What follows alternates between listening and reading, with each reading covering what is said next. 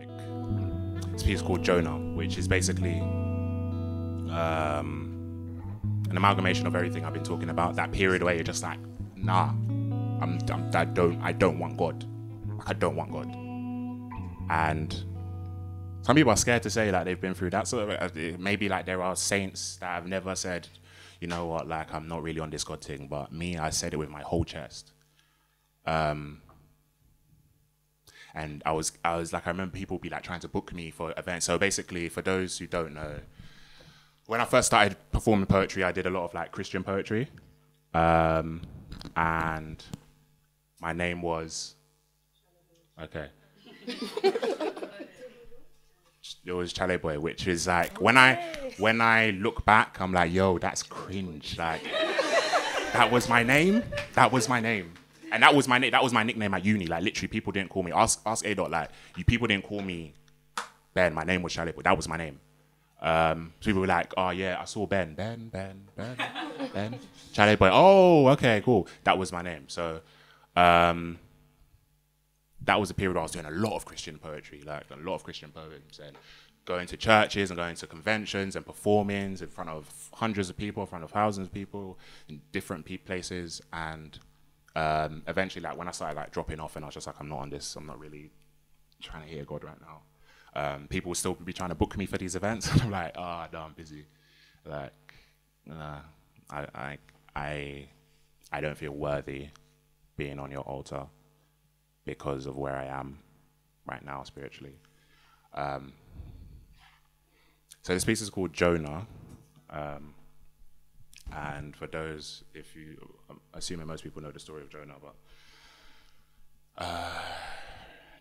God told Jonah to go and preach somewhere. Jonah's like, nah, I'm not really feeling it. And started running away from God, which is like it's like running away from oxygen. So I had like my Jonah moment. You good? Yeah? Sure? Yeah. Okay, cool.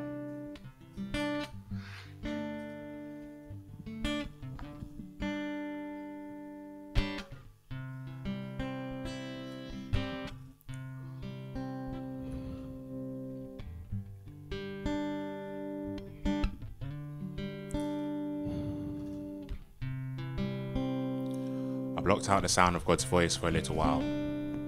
It reminded me too much of melted gold. Priceless and pure, soothing and scolding. Grew weary of the beauty in my guilt and how it willed me into repentance. But also how flammable my repentance often was. It always seemed to end up being engulfed by the fire in my flesh. I thought I doused the flames when I got baptized. I'm sure the water turned soot black as confirmation. I think my spirit is a smouldering pile of potential and it's been sending smoke signals to heaven for a decade. I think my mind is a West African minefield, humid with volatility, entrenched with insanity. How do you outrun God? How could I have been so foolish to think my pride was opaque enough to shield me from his omnipresent gaze? I tried to drown in the darkest parts of myself, convinced I had passed the points of pursuit. I tried to disappear in the darkest parts of other people, making temporary homes in their transgressions. I smashed my moral compass to pieces. It kept leading me back to the throne. I fled so far from my own true character that I would spend mornings in the mirror, staring at myself and seeing a refugee. Only open the Bible when I need the concept of salvation to be tangible. I use it as a safety net to catch me after every 100 stunts I pull. When the pain is too great to bear through gritted teeth and stubbornness. Find healing in temporary highs when the pages of his word carry too much condemnation. Cocktails of liquor and lust until my body forcibly disagrees with my methodology. If my body truly is a temple, it's unrecognizable. I defile it and disguise it till it no longer reminds me of God. Morning prayers taste like overchewed gum I want to spit out and be done with. Nighttime prayers disintegrate down the vacuum of my fatigue. I find time for everything but devotion. Happy to be hypnotized by the never-ending scroll of social media, the images of other people's prosperity and how it pierces holes into my peace, injects me with feelings of inadequacy, pierces holes into my peace, crippled with comparison, pierces holes into my peace. Am I too holy to be holy?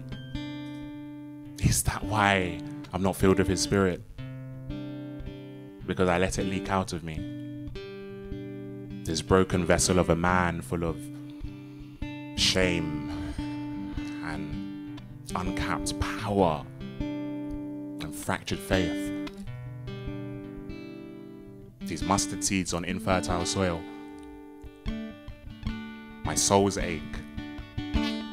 My soul aches. It yearns for intervention, but it fears correction.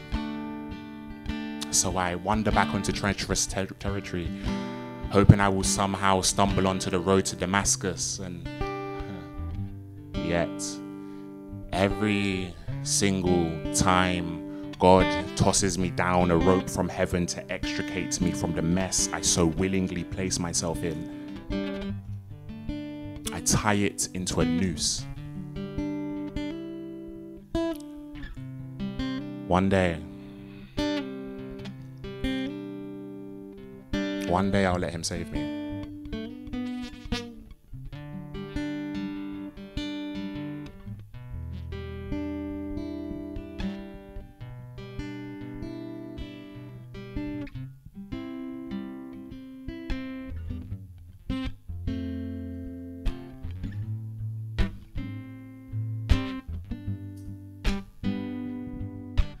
Falling on my knees in worship, giving all I am to seek your face. Lord, all I am is yours, is yours. My whole life I place in your hands. God of mercy, humbled I bow down in your presence at your throne, at your throne. And I called, you answered, and you came to my rescue. And I wanna be where you are, wanna be where you are. I call, you answered, and you came to my rescue. And I wanna be where you are, wanna be where you are. So I'm falling on my knees in worship, giving all I am to seek your face. Lord, all I am is yours. It belongs to you. My whole life I place in your hands. God of mercy, humbled I bow down in your presence at your throne, at your throne. And I call, you answered, oh, and you came to my rescue. And I wanna be where you are, just to be be with you, Lord. I called, you answered. You answered me, and you came to my rescue, and I